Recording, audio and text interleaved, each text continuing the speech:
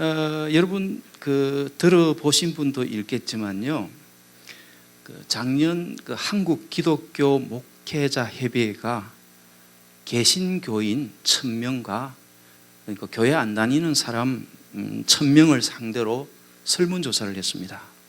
그 결과물로 한국인의 종교생활과 의식조사 보고서를 발표했습니다. 그런데 그 설문조사를 보면 굉장히 충격적입니다.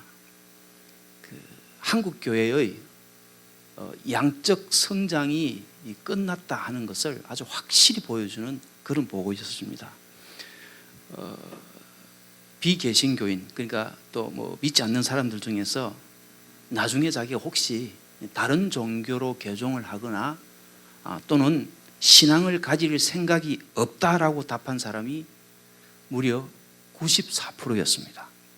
또 앞으로 살다가 뭐 개종을 한다든지 아니면 신앙을 가지고 싶다고 대답한 사람이 6%입니다. 이게 2004년에 비해서 절반가량 떨어졌다고 합니다. 여러분도 교회 넣으실 때 그냥 제 발로 걸어 넣으신 분은 아마 별로 없을 거예요. 누군가가 전도해서 가자고 좋다고 꼬셔서 와서 이렇게 돼버렸습니다. 그런데 사실 이 개신교인과 비개신교인, 그러니까 교회 다니지 않은 사람과 실질적인 전도의 통로는 아는 사람을 통해서 관계전도잖아요. 관계전도인데 이 설문조사를 통해서 나타난 것은 이 복음을 전달해야 할 한국 교회 기독교인들이 제대로 신앙생활을 하고 있지 못하다는 것입니다. 특별히 복음을 전해야 할 교회마저 세속화되어 있다는 것이 큰 문제입니다. 거기 보면은 구원과 영생을 위해서 교회를 다닌다고 답한 교인의 비율은 1998년에는 47%였는데 이제는 31%로 낮아졌습니다. 교인들 중에서 31%만이 교회 다니는 목적이 구원받기 위해서 영생 얻기 위해서 다닌다는 거예요. 나머지 다는 다른 목적으로 건강을 위해서 축복을 받기 위해서 또는 친교를 위해서 또는 뭐 남이 가니까 나도 따라간다든지 뭐 그렇게 다닌다는 겁니다. 더 놀라운 것은 예배 시간을 제외하고 성경을 한 번도 읽지 않는 교인이 일주일에 41%라는 겁니다. 예배 시간에는 어쩔 수 없이 읽어야 되잖아요. 41%의 교인이 예배 시간 외에는 성경을 한 번도 안 쳐다본다는 겁니다. 그리고 기도를 한 번도 하지 않는 교인, 밥 먹을 때도 기도 안 한다는 거예요. 29%라는 겁니다. 교회 다닌다는 사람 중에. 그리고 1년간 신앙생 서적을 한 권도 안 읽는 교인이 무려 61%라고 합니다. 자, 올해 교회 다니신 분들은 아마 아실 거예요. 교인들은 예전처럼 교회에 대해서 그렇게 헌신적이지 않습니다. 대부분이 자기 중심적이고 자기 편의적인 신앙생활을 하고 있습니다. 교인들마저도 세속주의와 어떤 물질주의에 물들어져 있습니다. 그런데 재미있는 것은 이렇게 된 책임이 어디 있느냐 물었더니 누구에게 있겠습니까? 목회자에게 있다. 그렇게 대답했습니다. 목사님도 정신 차리십시오. 예? 예. 실제로 조사 결과를 통해서 드러난 한국 교회 목회자에 대한 인상은 그리 좋지 않았다고 합니다. 예. 교인이면서도 교회에 다니지 않는 그 교인들의 20% 이상이 교회 안 다니는 이유가 목사 꼴 보기 싫어서 안 나간다는 거예요. 예. 그 다음에 교회에 출석하면서 자기 교회 목회자를 바라보는 시각이 예전만 못하다는 겁니다. 담임 목사에 대해서 만족한다는 비율이 2004년에 비해서 3분의 1로 떨어졌다는 겁니다. 자, 여러분에게 한번 질문하겠습니다. 밖에서 누가 다른 교회 교인이 너네 교회 목사님은 어때? 이렇게 질문하면 여러분 뭐라고 대답하십니까? 대부분 좋다고 합니까? 이 교회는 좋은 교회네. 대부분 교회는요, 말은 그렇게 하기도 물어보면 에이 뭐 목사들 똑같이 뭐 그래 그렇게 대답합니다. 그러니 누가 그 교회 가려고 하겠습니까? 생각해 보십시오. 시원찮은 목사 있다고 하면서 교회 가자 하면은 따라가겠습니까? 지금 그런 행편인 겁니다. 그리고 비기독교인의 평가는 더 냉혹합니다. 비기독교인의 37%가 한국 교회에서 가장 변화되어야 할 부분이 목회자라고 대답했습니다. 이거 참 심각한 문제가 아닐 수가 없습니다. 이게 뭐 강남에 있는 어느 교회 장로님 이야기입니다. 이름만 되면 다 알만한 그런 교회인데, 이분은 1년 365일 새벽 기도를 빠지지 않고 개근하는 장로님이십니다. 아주 대단한 신앙인입니다. 이 장로님은 새벽 기도 나오실 때 길에서 교인들을 만나고 누구를 만나도 인사도 하지 않고 인사를 받지도 않습니다. 그래서 왜 인사도 하지 않고 인사를 받지 않았냐 하니 그 이유가 하루를 시작하는 아주 경건한 첫 시간인데 거룩한 성전에 하나님에게 가서 문안 인사도 드리기 전에 어떻게 사람들하고 먼저 인사를 하겠느냐, 그런 경건 논리로 인사를 안 한다는 겁니다. 자, 그뿐만 아닙니다. 아주 좀 되게 오래된 이야기죠. 오래전에 이 강남에 하면 집중호우가 내려서 물난리가 난 적이 있었습니다. 그래서 그 교회 인근의 지하 상가가 다 침수되는 그런 피해가 났습니다. 그래서 지하 상가 주인들이 다급하니까 교회에 와서 양수기 좀 빌려달라 했습니다. 양수기 알죠? 물 푸는 기계. 양수기를 빌려달라고 하니까 그 교회는 그 상인들이 아주 애타고 간곡한 요청에도 불구하고 양수기를 빌려주지 않았습니다. 빌려주지 않는 이유가 재미있습니다. 하나님께 드려진 거룩한 성물인 양수기를 교회 울타리 밖으로 절대로 가져갈 수 없다는 그런 논리입니다.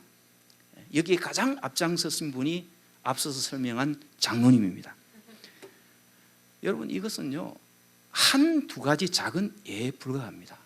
제가 이번에 와서도 짧은 기간이지만은 많은 목사님들 만났습니다. 소위 한국에 좀 크다는 몇천 명 이상 되는 목사님도 만나고 이야기를 하고 했는데, 놀라는 것은요, 어느 날 이 교회 사태들 있잖아요. 큰 교회 사태들, 저 여의도 에서 교회도 있고 여기 옆에 에서 교회도 있고 있는데 두둔해요. 두둔을 한다니까요. 두둔을 해요. 대부분이 은근히 두둔해요. 제가 사실 충격을 받았어요. 이러니까 한국 교회가 무너진다는 겁니다. 이러니까 한국 교회 청년들이 떠나간다는 겁니다. 이게 놀래리입니다.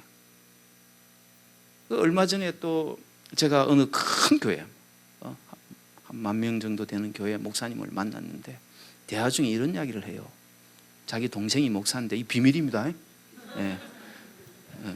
어디 가서 이게 비밀인데까지 이야기하지 마시고요. 동생 이야기를 하면서 이런 이야기를 해요. 자기 동생이 목회를 하는데 교인이 한 100명 정도 된대요. 근데 외제차를 타고 다닌대요. 그럼 자기 동생은 제주도 좋대요. 그까지는 좋았어요. 근데 자기 교회 동생이 제주도 와서 교회 땅을 샀대요. 근데 어떻게 샀느냐 하니까 신도시, 서울 인근 신도시에 종교 부지가 14개가 나왔대요. 근데 13개는 교회 부지고 1개가 절 부지였다고 합니다. 그런데 이 절 부지를 불화받은 주지 스님이 어떤 연유인지 이걸 팔아버렸어요. 이거를 그 교회, 동생 되는 교회 목사님 집에서 산 거예요. 사고 딱 보니까 절 부지는 어디에 있습니까? 땅이 산에 있는 거예요. 그 산에다 교회를 지어봐야 기도원도 아니고 안 될 것 같으니까 고민을 하다가 이제 자기들은 하나님 주신 지혜라고 우기는데 저는 모르겠어요. 변장을 한 거예요. 집사님, 권사님들은 보살로, 담임 목사는 주지로, 그리고 구청 앞에다가 프랜카드를 두고 이명박 대통령 때입니다.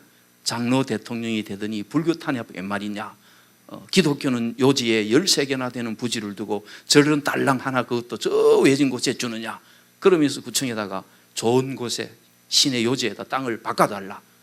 처음에 바꿔달랬는데 안 바꿔주니까 그렇게 했는 거예요. 대물라니까 하루 만에 구청에서 놀래가지고 바꿔주더래요. 놀래가지고. 그렇잖아, 종교 탄압한다 하니까. 그러면서 자랑하더라고요. 하나님 주신 지혜로 했다고. 야, 여러분도 그렇게 생각하십니까? 예? 예? 그러니까 문제는요, 그와 같은 가치관과 그와 같은 생각을 가지고 신앙생활하는 사람이 오늘 너무 많다는 겁니다. 여러분, 이거 웃을 일이 아닙니다. 남의 일이 아니라는 겁니다. 그런데 중요한 것은 그런 사람들이 교회의 실세라는 겁니다. 교회에서 큰 소리 치면서 모든 일을 해나간다는 겁니다. 자, 이런 결과가 어떻게 되었습니까? 비참한 현실이에요, 여러분. 저는 외국에서 사니까 한국을 바라볼 때 좀 더 객관적인 입장에서 바라봅니다. 심각합니다. 한국 교회는 지금. 유럽이 무너졌다 그러는데요. 제가 볼 때는 한국 교회가 무너지기 시작하면 유럽 무너지는 건 아무것도 아닙니다. 아마 점점점 들을까요? 힘들어집니다. 그래서 제가 한국은 안 사니까 말할 건 없고, 우리 영국 사는 데는, 영국은 또 한인들이 너무 작으니까 비교가 안 되고, 미국의 예를 좀 들면요, 미국 교회는요 지금 80%가 세퇴를 했고요, 하루 7교회가 문을 닫는다고 합니다. 지금 미국 한인이 한 200만 되는데요, 99년 통계는 한인의 70%가 교인이었다고 합니다. 교회 다녔다고 합니다. 그런데 2013년 통계에는요 15%에서 20%만 교회 출석한다고 합니다. 엄청나게 줄은 거예요. 지금 이민교회 위기라는 겁니다. 더 놀라운 것은 젊은이 10명 중 9명이 고등학교 졸업하면 10명 중 9명이 교회를 떠난다는 거예요. 91%가 교회를 떠난다는 겁니다. 떠나는 이유를 물어보면요, 더 이상 교회에서는 희망을 발견할 수 없기 때문에, 비전을 발견할 수 없기 때문에 떠난다는 겁니다. 자, 여러분, 나름대로 우리가 열심히 신앙생활을 합니다. 그렇지 않습니까? 철저한 어떤 하나님 중심, 성경 중심의 신앙, 교회 중심의 신앙을 가지고 있습니다. 그런데 나타나는 현상 왜 이러냐 하는 겁니다. 저는 요즘 굉장한 진리를 하나 발견하고 있습니다. 그것은 우리가 예수를 잘 믿는다고 하지만 사실은 전혀 예수를 믿지 않을 때가 더 많다는 겁니다. 어쩌다 가끔 예수를 잘 믿을 뿐 나머지는 거의 예수 믿는 게 아니라는 겁니다. 여전히 교회 다니면서요, 하나님 생각보다는 내 생각을 중요시 여깁니다. 그냥 맹목적으로 교회의 전통을 따릅니다. 그리고 고착화된 교리를 그게 진리라고 그대로 믿고 따르기도 합니다. 뿐만 아니라 사회의 어떤 인섭적인 지혜를 가지고 와서 믿기도 합니다. 그러면서도 나는 예수 믿는다, 나는 구원받았다, 그렇게 이야기를 합니다. 여러분, 성경을 읽어보면요, 예수님은 그 유대교라는 종교적 상황에 오셔서 유대교 교리나 어떤 가르침을 답습하거나 그것을 말씀하지 않았습니다. 예수님이 그 당시 가르치신 지혜는요, 인섭적인 지혜가 아닙니다. 어떤 유대교의 전통이나 유대교의 가르침과는 전혀 다른 어떤 대안적인 지혜를 가르쳤습니다. 유대교에만 대해서만 그렇게 하신 것이 아닙니다. 온 인류가 믿고 따라야 할 어떤 궁극적인 진리를 예수님께서 선포하셨습니다. 그것을 가르쳤습니다. 뜻이 이 땅에서 이루어지는 하나님의 나라를 선포하셨습니다. 여러분, 우리가 만나야 할 예수님은 바로 그 예수님입니다. 그 예수님을 제대로 다시 배워야 됩니다. 그 예수님과 함께 길을 걷는 그런 신앙이 되어야 한다는 것입니다. 여러분, 오늘 우리에게는요, 너무나도 견고한 이 나라는 울타리가 존재합니다. 그래서 이 울타리를 넘어설 틈이 없습니다. 다른 사람도 그 울타리를 넘지 못하고, 심지어는 나 자신도 그 울타리를 넘지 못하고 있습니다. 그런 배타적인 신앙 때문에 다른 사람과 함께 어울려서 제대로 신앙생활을 할 수가 없다는 것입니다. 회복될 수 없다는 것입니다. 어떻게 그런 상태에서 이 땅에 하나님 나라가 회복되고 하나님 나라가 이루어질 수 있느냐 하는 겁니다. 저는 이 시간에게 다시 한번 말씀드리고 싶습니다. 건강한 자에게는 의사가 필요 없고 병든 자에게라 쓸데있으시, 또 의인을 부르러 오시지 않고 죄인을 부르러 오신 예수님의 그 복음이 정말 나를, 우리 교회를 살리는 그런 온전한 복음이 되었으면 합니다. 오늘 우리가 봉독한 본문은 예수님께서 그 형식적인 유대인을 공격하는 말씀입니다. 오늘 형식적인 신앙인들에게 주시는 말씀이기도 합니다. 오늘 본문의 골자가 뭡니까? 유대인이면 참 유대인이 되라는 겁니다. 그리스도인이면 참된 그리스도인이 되라는 그런 말씀입니다. 우리가 잘 아는 대로 유대인들은 예나 지금이나 자부심이 아주 강한 민족입니다. 우리는 하나님께로 선택받았다는 어떤 선택받은 긍지를 갖고 있습니다. 그런데 오늘 바울은 유대인들의 어떤 형식적인 신앙을 비판하고 있습니다. 그래서 오늘 본문 처음이 어떻게 시작되어 있습니까? 유대인이라고 칭하는 네가 라고 시작하면서 공격을 합니다. 그래서 로마서 2장 17절 18절 말씀 같이 한번 보시겠습니다. 17절 보면 유대인이라고 불리는 네가 율법을 의지하며 하나님을 자랑하며 율법의 교훈을 받아 하나님의 뜻을 알고 지극히 선한 것을 분간하며. 자, 요즘 말로 하면은 성경 공부도 합니다. 제자 훈련도 했습니다. 그래서 하나님의 말씀에 대해서 잘 알게 되었습니다. 그리고 자신들이 배운 그 하나님 말씀을 다른 사람에게 가르치기도 했습니다. 그런데 웃긴 일이 벌어졌습니다. 정작 자기 자신에게는 그 말씀을 적용하지 않는다는 겁니다. 여러분, 오늘 본문 21절 22절을 현대인의 성경은 이렇게 기록하고 있습니다.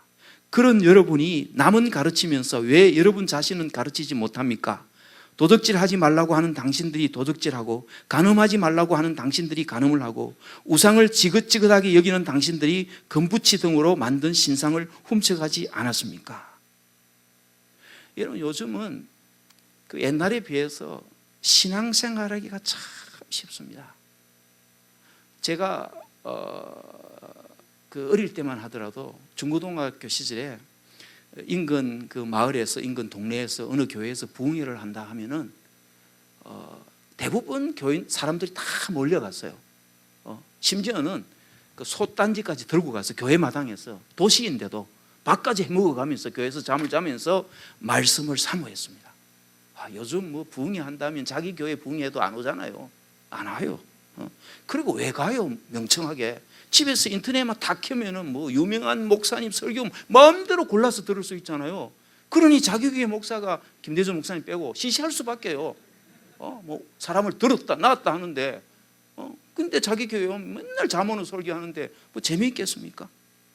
뭐 동시간대에 유명하신 목사님 설교 입맛대로 골라서 다 접할 수가 있습니다. 얼마나 신앙생활 하기 좋은지 모릅니다. 이 반대로 목회자들은 정말 힘들어요. 그렇잖아요.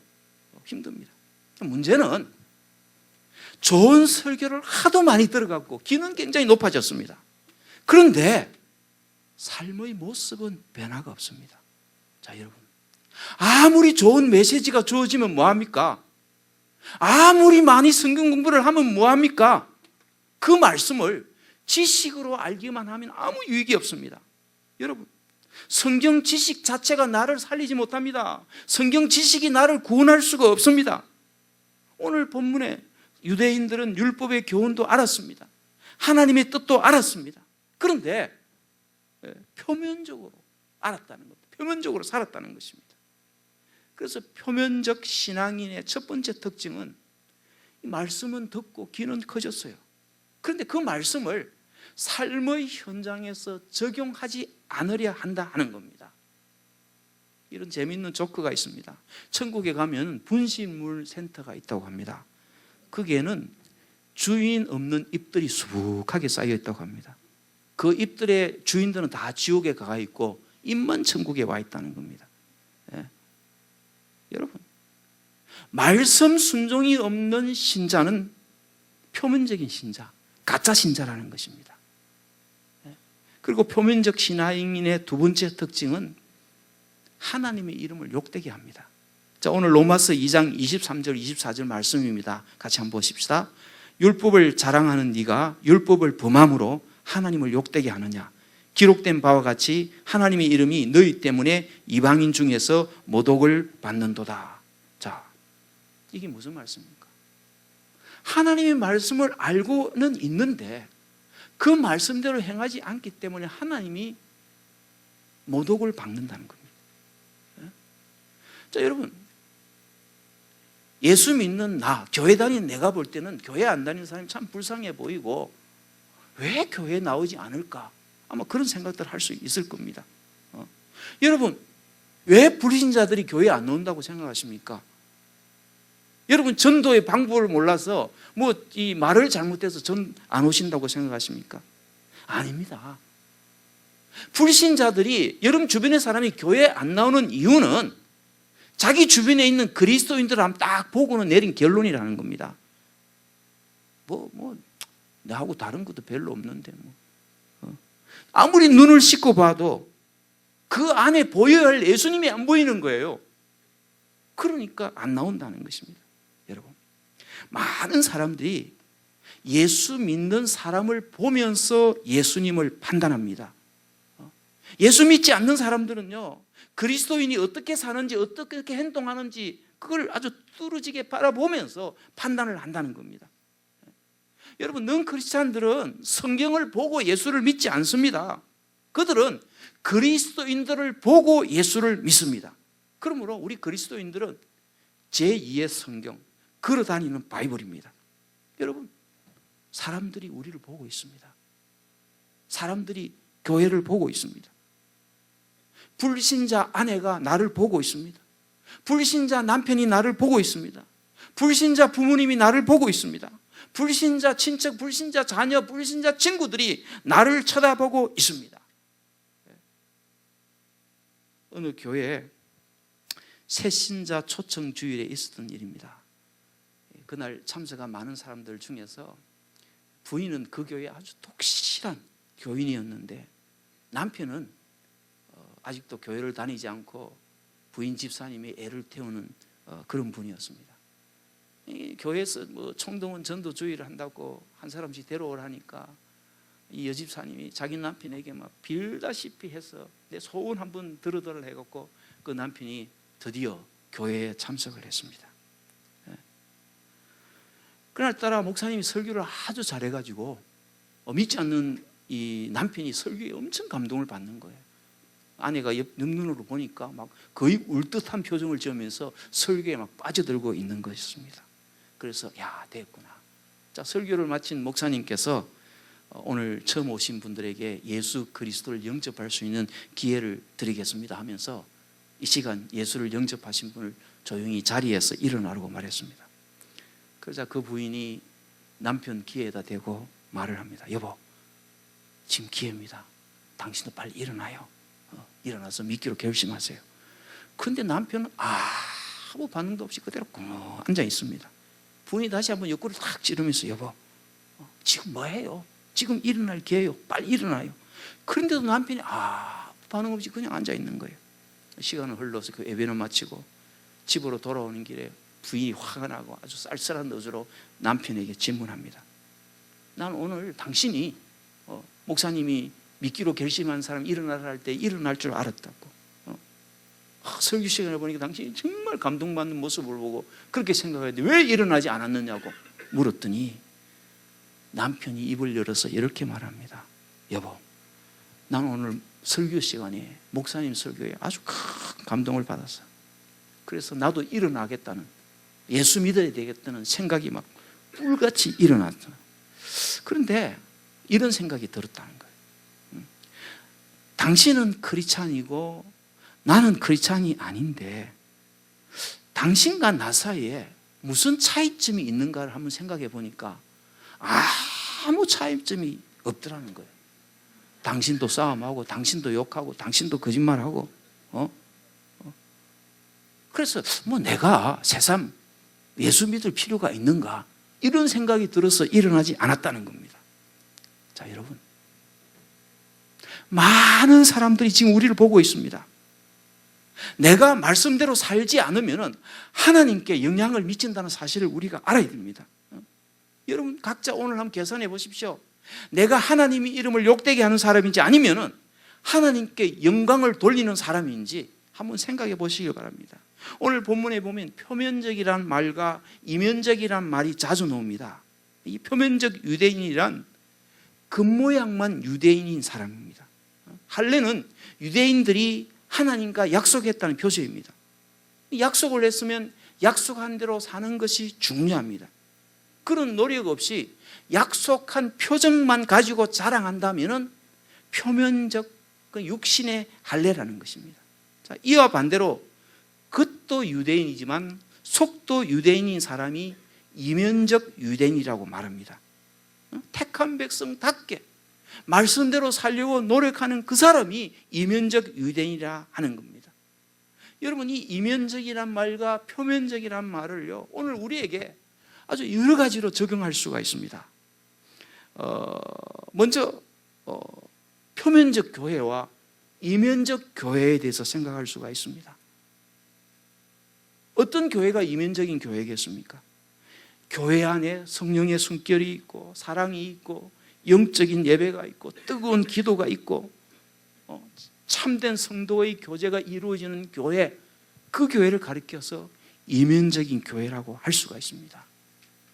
실제로 이런 이야기가 있었어요. 옛날에 한국하고 중국하고 그 왕래가 자유롭지 못할 때는 중국에 있는 그 크리스찬 동포들의 소원이 제발 한국에 가서 그 유명하던 교회 예배에 한번 참석해 보는 게 소원이었다고 합니다.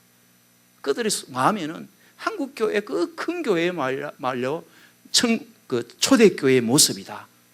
어떤 살아있는 천국의 모형일 기다. 그렇게 상상했습니다. 근데 막상 길이 열려서 그분들이 한국에 와서 그런 교회로 달려가서 예배를 한번 드려보고는 대부분이 실망했다는 겁니다. 왜요? 표면적인 교회이기 때문입니다. 러시아 가보신 분들 아실 거예요. 러시아 가면은 러시아 정교회 성당들이 얼마나 아름답습니까? 특별히 그 모스크바에 있는 성 바실리아 성당 같은 경우는 굉장히 아름답습니다. 러시아 정교회 가면요, 정교회 신부들 아닌 관리인들이 그 교회에 대한 막 선전을 막 합니다.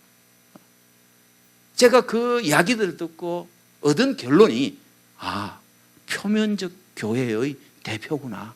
그래서 이 나라가 망했구나. 그런 생각이 들었습니다. 우리 교회는 이런 일을 합니다. 우리 교회는 뭐 이렇게 기도합니다. 이런 이야기는 한마디도 없어요. 우리 교회에는 스테반의 팔이 보존되어 있습니다. 우리 교회는 성 아무개의 무덤 위에 건설되어 있습니다. 우리 교회 성당 전면에는 다 금으로 장식되어 있습니다. 다들 그런 소리밖에 없어요. 그러니까 공산혁명이 터졌지요. 여러분, 이게 오늘 한국 교회의 모습입니다. 한국 교회도 그렇잖아요.